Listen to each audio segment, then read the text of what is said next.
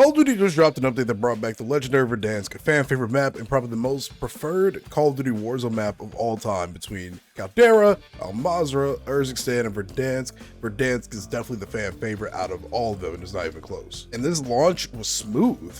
Like, I was planning to make this video, and I'm sitting there making some notes, writing down what I liked and quote unquote disliked about the update so far. There is so little about this update that was an actual problem on launch. I don't know what to say, honestly. We needed this W. Let's just kind of, I guess, talk about like the good, the quote unquote bad, and then my overall just thoughts on the entire update. So number one, let's talk about how smooth the update was. Now with most recent Call of Duty updates, there's always like an update requires restart as soon as you downloaded the update. I didn't have that with this at all. I launched COD and I was able to jump right into Warzone, no problem. No issues, no questions asked, no nothing. It was just immediately I'm in the game. And the first thing I noticed is server stability. I didn't lag once. I didn't get any packet loss. I didn't have any issues with the connection to the servers for Warzone. Whatever servers we're using now, we gotta stick by it. Like, obviously, I still love that we can upgrade from 26 servers to literally anything better. But the fact that I didn't get a lick of packet loss or lag or anything genuinely did kind of blow my mind, because I'm kind of used to that being the norm with all of these recent Call of Duty updates. Server instability has been a big issue for COD so far throughout the last couple of years. So to see that this particular update, the most important one probably in the game's history, have zero server issues, really just shows to me that they really went all out to make sure that this update was good. I'm not paid to show this. Generally, this is just raw thoughts based off of what I experienced for the near 10 hours that I played yesterday. The audio is really good. You can hear footsteps.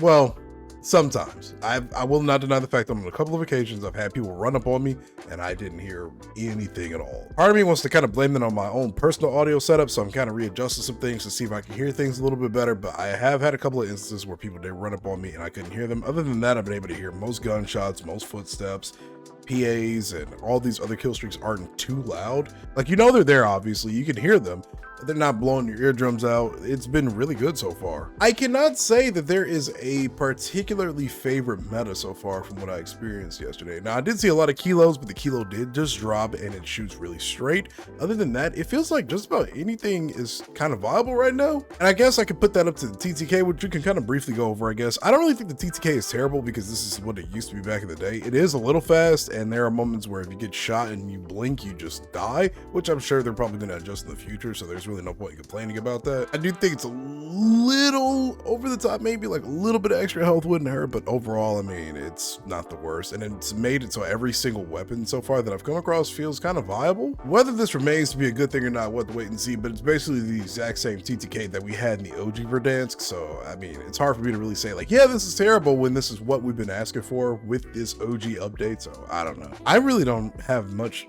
bad to say. It generally just feels like classic Verdansk. Okay, so I actually had to go write some notes about this really quick and just kind of like put some ideas on paper, because I had to seriously sit here and think, like, what do I talk about with this particular update? Everything is almost perfect. The slower pace is nice because it kind of rewards you for playing smart. Positioning is everything in this update right now.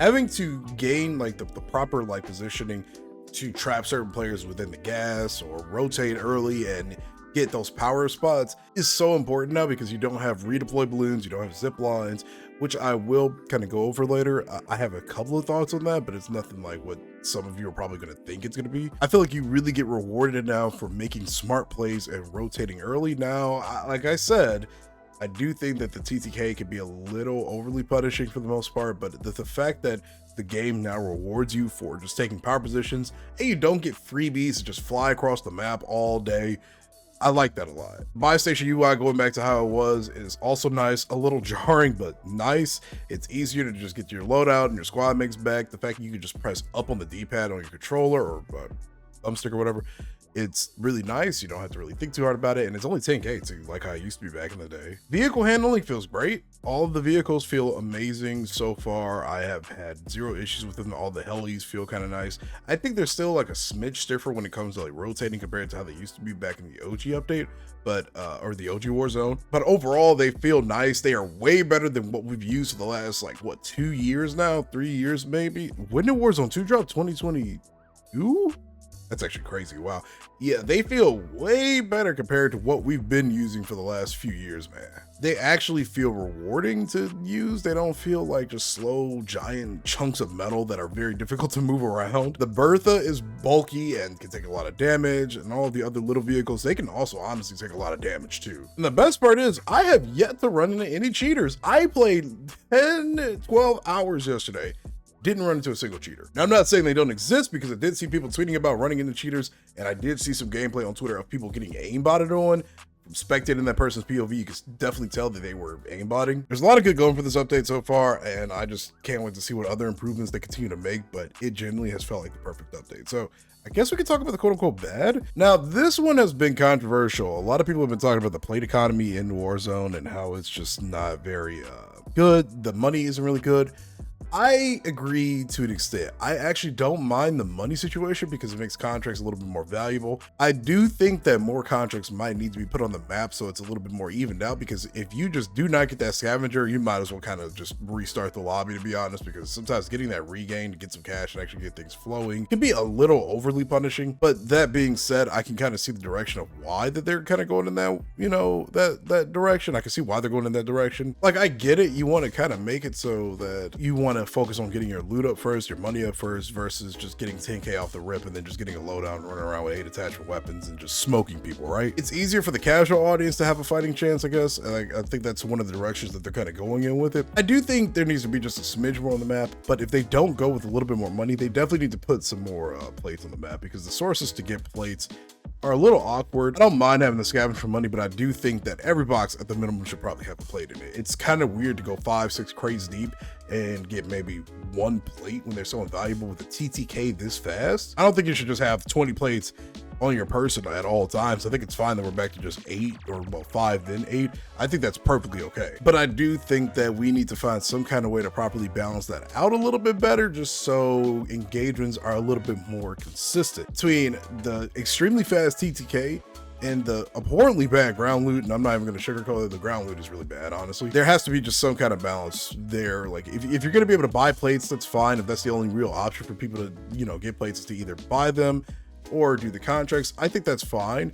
But you can't have the money be kind of hit or miss and the plates be kind of hit or miss and the ground loot be hit or miss. Like, there's got to be some kind of balance right there, you know what I mean? My thoughts are this: leave money as is, because I think that's fine. You can get it through contracts and do a bunch of other things, although the contract multiplier isn't working right now like it should be, so that it is a bug that they're going to address more than likely. But just increase the number of plays that you get, maybe from like 1 or 2 boxes, just a little bit more. You shouldn't be able to go 5-6 boxes deep and only get maybe like 2 plates out of them. That's a little extreme. Being able to die quick and then finding like 1,000 sniper rifles with no plates, it's just not a great feel to the game, in my opinion. It does make certain pieces of ground loot a little bit more valuable overall, above the number of plates maybe that you can find just on a regular. So those are my overall thoughts on the whole plate box versus money versus like weapons on the ground situation. Remove the sheer volume of sniper rifles that you get out of crates, because it is insane how many sniper rifles I've gotten from crates. Yesterday, I opened 4 crates in a row, and I kid you not, I got 6 sniper rifles or marksman rifles. I just don't think that part is a good idea. Like, it just makes the gameplay feel really weird and really inconsistent, because the moment somebody gets a fully auto weapon,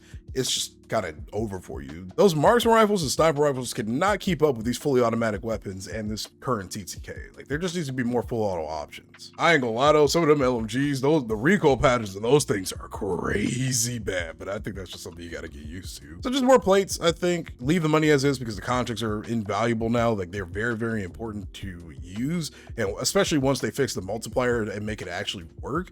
And then just maybe improve some of the variety of the ground loot just a little bit to make gunfights a little bit more tolerable. I think those are fair reasons though, but I do want to hear some opinions on that. I'm not trying to say that the game needs to get faster or anything, but I do think that the gunfights need to have some kind of consistency with them, so they're just not so randomized. What else do we have in the notes? I mean, other than that, those are my main like complaints. It's the whole money situation and the play situation. The game is extremely well optimized. I have very good frames right here. Now, I was running TikTok Studio on my gaming PC, mainly because my streaming PC can't handle TikTok Studio and OBS at the same time. It's an old PC. But when I wasn't running it, I was getting very high frames for what I have on this build. I have a 4090 and a 9800X 3D in my PC build, and I didn't really encounter a single performance issue. But granted, I'm on high-end equipment, so I probably won't encounter too many performance issues, but it feels great. I will say this definitely feels like Verdansk because the sheer volume of rooftop campers with sniper rifles that I've seen, ooh, wait, it has been something else, man. Now, I'm not gonna lie,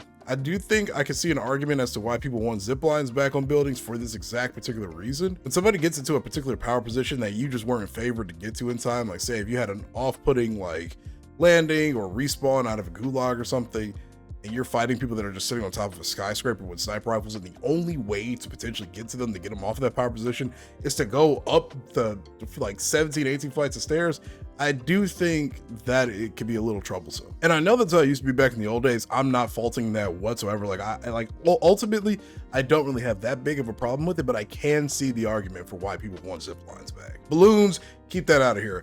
Gulag tokens, keep it out of here. All those extra other kind of cheesy respawn mechanics, keep them out of here. I like the fact that you do get punished now for making bad plays. This felt like an overall new learning experience for me compared to Urzikstan and Rebirth, what we've had for the last few years. I felt like I had to literally relearn the entire game and the way it plays. It generally feels like a battle royale again, which I think is important. It should feel like that. I do think zip lines on buildings wouldn't be terrible, but they can keep all the rest of those other mechanics completely out of here and let it remain a BR. I guess the only other two notes that I do have is I've seen some very weird circles that end up in the mountains or just halfway like cut off of the map. Like, I don't know, I think those are a little weird, but I haven't had any end in the water. I haven't had any end at like prison. I haven't technically had any end in the forests, but some of the circles do look a little weird off rip. And I do think buy stations are a little too far apart. It just makes some of the regain game a little bit too complicated when you've got people camping rooftops with sniper rifles and camping buy stations, which has become pretty prominent so far. You've got 150 players too. It does make the regain just a little too difficult in my opinion, but it's not like the worst thing in the world. There's still plenty of them. I do think there just needs to be a tiny bit more variety on them. So to summarize everything, the good: game runs good, it's optimized good, the weapons feel good. I don't really have an issue with the TTK, that still feels solid overall. Positioning matters, playing smart matters now. You don't have all of those cheesy get around the map quickly mechanics. You gotta rotate early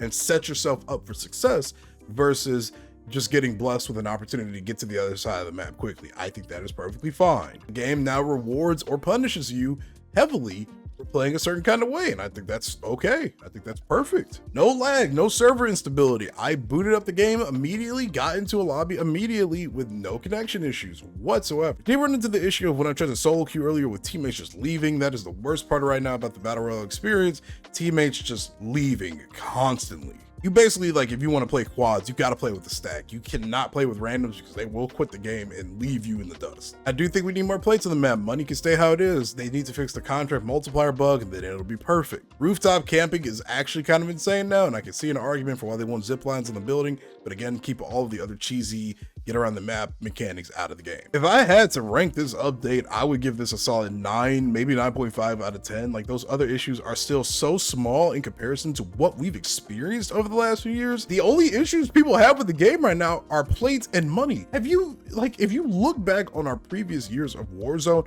the complaints that we have gotten over the years for what has been bad have been insane, astronomical. So many issues have dropped with nearly every season of Warzone since 2022 and the Warzone 2.0. And it seems like we're basically done with undoing every single piece of damage that update caused to the Warzone community, to the point where we are literally only complaining about plates and money. This is the W update. Shout out to Call of Duty for pushing out one of the best updates they've probably ever had. I like seeing stuff like this. I like the lighting is even good on the map. You could see people. I forgot to mention that earlier. Every single thing about this update was pretty much flawless, and I'm mind blown that we've had an update like this. If there are any thoughts about this update that you have, I want to hear them in the comments down below. I try to keep this kind of nice, precise, and organized, but if it's a little fast-paced, I do apologize for that. Thanks for watching. This has been your boy Jay. I will see you in the next video. I hope you have a great day.